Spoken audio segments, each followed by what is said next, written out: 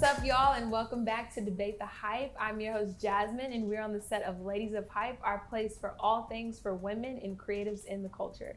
Today, we have the super sweet King Des. How are you, King Des? I'm good. Thanks for having me. I'm so happy you're here. I'm so excited to talk about KingDes.com, which is your streetwear, vintage, and high-end fashion brand. Yes. So are you ready to get started? I'm ready. Let's do it. Let's start. I always love to start from the beginning to really have people get to know more about you. So you were born and raised in Brooklyn, New York. That's right. Being of a Puerto Rican and Dominican culture, like that's your background. What was it like growing up in two different cultures, but still having to find your style?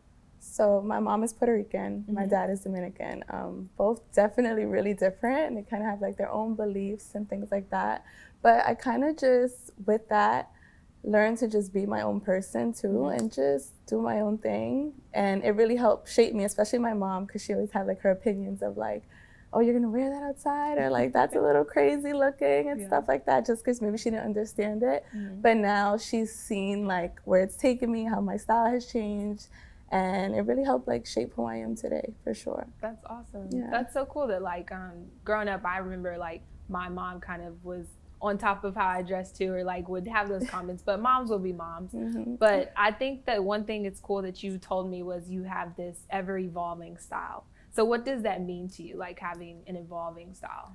I'm just always changing. I'm always like getting inspired by different things, different people. So just seeing something new, like, oh, that's cool. Like, let me try this, or how can I switch this up? It's literally just always something new going on. Yeah. Yeah. What's your favorite style like that you like to wear? Because I know it's like you have your vintage style, but then your streetwear and your high end. What's probably your most favorite out of all of them? I would say it's like all mixed. Like all those things all in one. So, but definitely comfortable. I love to be comfortable, just cool, chill, like just whatever feels right that day, like my mood, you know? No, So, yeah, for sure. I feel like living in New York, your style has to be comfortable. Like that's the number one thing, because we're walking everywhere, we're on the train, we're in Ubers here and there. So it's like you have to really have that comfortable style. And I love that you're so cute in your comfortable style. So that's awesome. Thank you. So I know when we first met, you told me that you call yourself just a creator because you are kind of like a jack of all trades, which I think is so cool.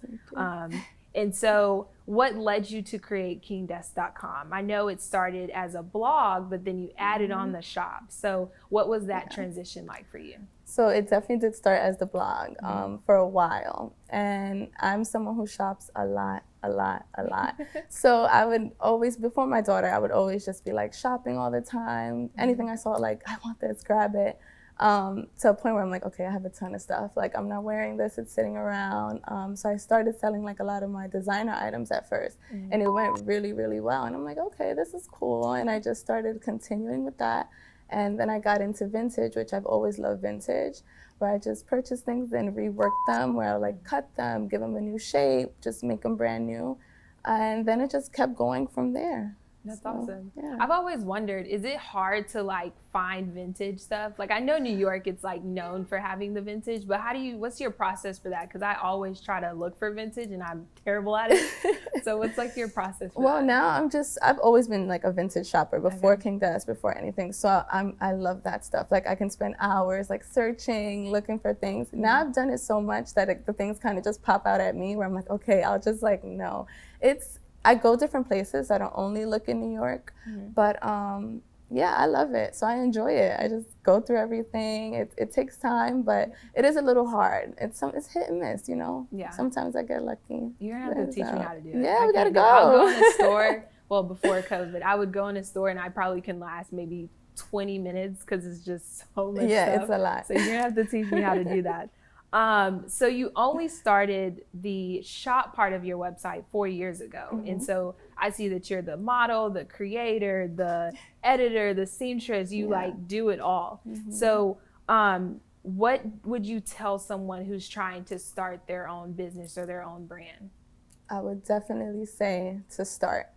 Just start, just do it. You know, you have a ton of ideas in your head, even if it's just one idea, start on it. Don't keep it there, because you'll never know if it's just in your mind. You know what I mean? It could go even further than what you think. It could turn into something new. You can learn something from it that could, you know, turn to something else. You meet different people. Like, always just start, just do it, just go for it, don't hesitate. So yeah. Y'all heard that first. King Des, just start. You want to start your own business, your own brand, just start.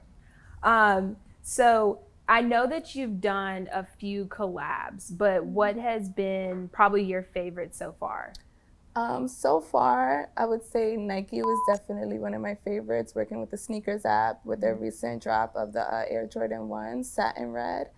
Definitely was really, really fun doing that. I've also worked with Montclair and Nordstrom. That was really, really one of my favorite ones too. That's so cool. Yeah. I love that you like have your own brand, but then you're able to collaborate with other brands that you may like. And I know you mentioned earlier that just hopefully down the line you get to do another collab with Nike. What kind of collab would you want to do? Like, so I would definitely love to like create my own sneaker. That would be really, really cool. And maybe just like styling, like different, like if a new sneaker drop, how would you style it? Just giving different ways to wear of like what's coming out. I think would be really cool to do.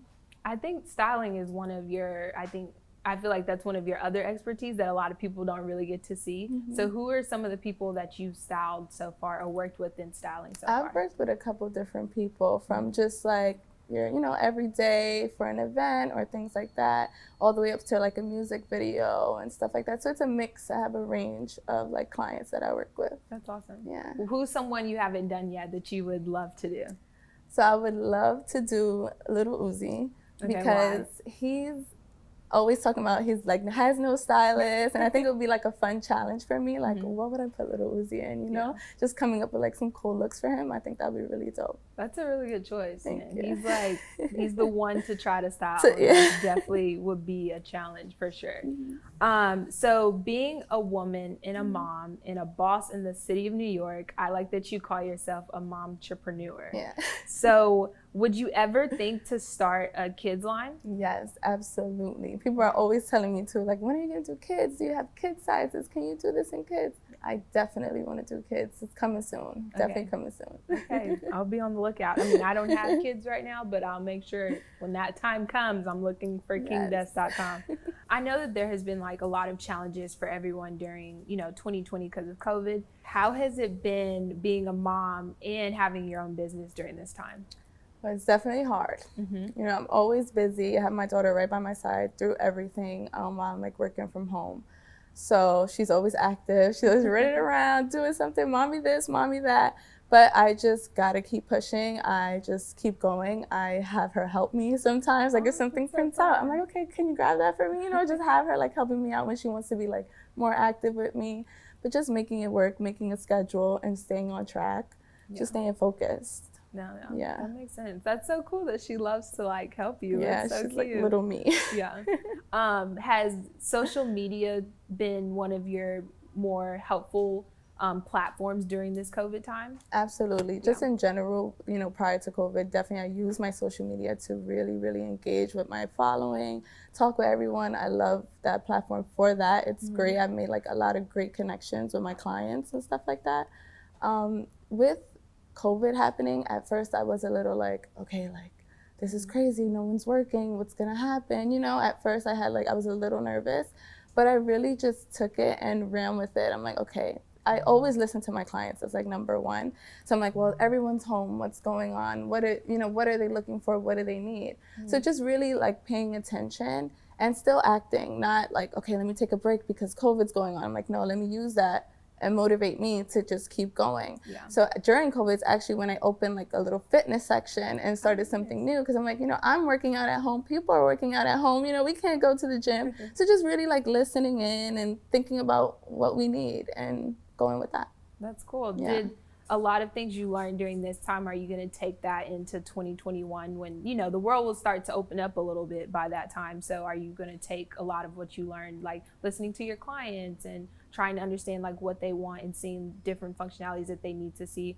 Are you going to take that into 2021? Yes, absolutely, absolutely. Everything happens for a reason. So even just with the whole COVID situation, like it taught me so much. So I'm definitely going to use that and just keep going and keep learning new things for sure. That's awesome. That's so positive. I love that. It's such good energy. I love that. Thank you.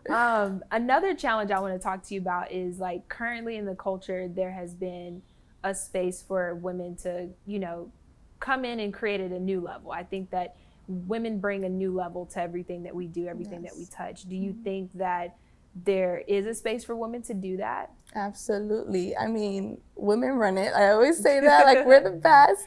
But definitely, I think women should not be afraid. Keep pushing, keep going for that spot. I feel like for women, it's much harder, you know, versus for males. But it doesn't mean we should stop, because we're going to end up on top, you know? Like, just keep pushing, keep doing it. For sure, there's space for women, yeah. No, yeah, I 100% agree. I think just there's so much space for creativity. I think 2020 really showed that there's opportunity for everyone. And so definitely, I think women should be in the forefront of bringing that new level of creativity. Women like you. Now, one thing that we always love to do is kind of debate with people, just because, you know, we're Debate the Hype. So I want to see what you have to say about something that I know a while back we had a conversation about. Do you feel like bigger brands may steal the concept of creators like yourself and not give them the, you know, the props or like the collaboration, the inspiration, creds that they deserve? So I know you told me that you had a brand, you created a shirt, and then a brand took that concept and gave you no like credit for it, and people were letting you know like, hey, this brand took this and that, but you responded so gracefully in it. Like, how do you keep that motivation to keep creating, knowing that people see your social, they see your website, they see what you're creating, and you don't allow that to alter your, you know, your power and your expression of continuing to create? So what I take from that is that people can't move until I move. So it's like, if you're copying off me, then you gotta wait to see like, what is she doing next, you know? And at first it was hard for me, because I would be really hesitant, like, I don't wanna post this, I don't wanna share this, I don't wanna say where, I don't, you know, because I didn't want that happening. I didn't want people, you know, taking my ideas and things like that. But I had to quickly learn that like, it's okay, and just really keep putting things out there. At first, it was really hard. It was hard, but they say that imitation is like the best form of flattery, you know? So I'm just like, it's okay. Like, these people really do love your ideas. So just be like honored by that, you know, and just keep putting stuff out. People, you can tell, like, people can take your whole outfit off your body, but it won't look the same way on them, you know? So just keep doing your thing, you know? That's awesome that you've stayed so motivated through all of that. I mean, I can learn that from you. Just even if someone, like you said, tries to take it like it's flattery, it's like you just say, oh, thank you. Well, thanks for being inspired by me. And so I think that the 3 things I've learned from you so far is to just start, be genuine and true to yourself. And then the last thing you said was just continue to stay motivated no matter what happens and what comes your way. Like, see the opportunities and let them keep coming. And as someone who's a creator, I admire you in that way so much. So what would you give advice to another creator who needs to keep pushing through and keep, you know, not being hesitant to be themselves, be genuine, stay true to their craft and their passion? Everything you just said, keep being true to yourself. You know, just keep doing it. Like, don't hesitate. I know a lot of people stay stuck in their head and they're like, you know, or comparing yourself. Don't ever compare yourself to anyone. You have your own lane, be in your own lane, do your own thing, stay true to you. Even if that lane doesn't exist and you're like, okay, I'm not gonna fit in this, create your own thing, just do your own thing. Do what feels right, follow your heart, just go with it. Oh, that is so awesome. Y'all heard it from King Des. Do your own thing, follow your heart, stay true to yourself, and you can be like King Des, taking over the world. I love it. So last thing I want to ask, we always have to ask this. I always love to know this. What are your top 3 sneakers? Oh, well, I love Jordan 1s. Jordan 1s. Love, love, love, love, love. So any like Jordan 1, those are like my fave. I've been rocking these a lot lately. No, those are I'm fire. really into these. That'd be my second. And what other one?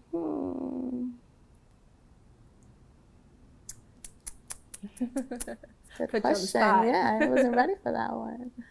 I'm thinking, what other sneakers?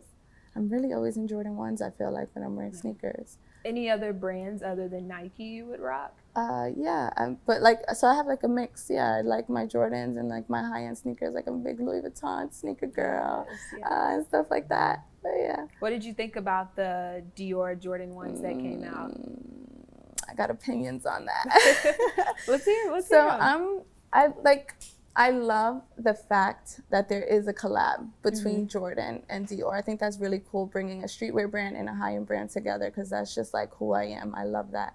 I will say, though, that I'm not a fan of the price point of the shoe. Yeah. I don't think it's a fair price point for what it is. I think for what it is as well, it wasn't maybe like maybe the best designer. Could it have been better, or, you know, was there a lot of love put into it or thought behind it for us?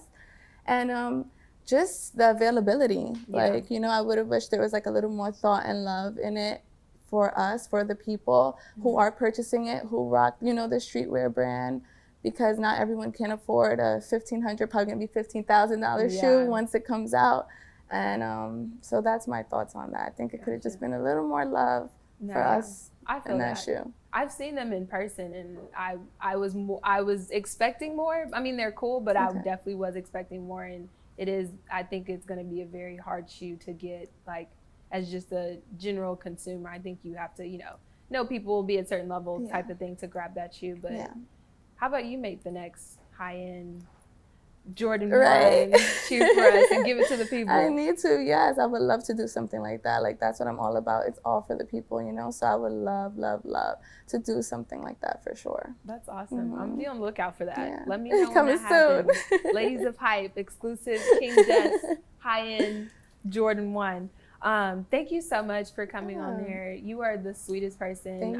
Thank you. I just love your energy. I love your patience. I love your kindness. I can like feel it just, you know, coming over me. And so thank you so much for coming on, and we hope to have you on here again. Yes, absolutely. Anytime. Thank you so much for tuning in to Ladies of Hype. I'm your host, Jasmine. This segment was brought to you by Deadstock. Make sure you like, follow, and subscribe. Activate the hype. See you guys later.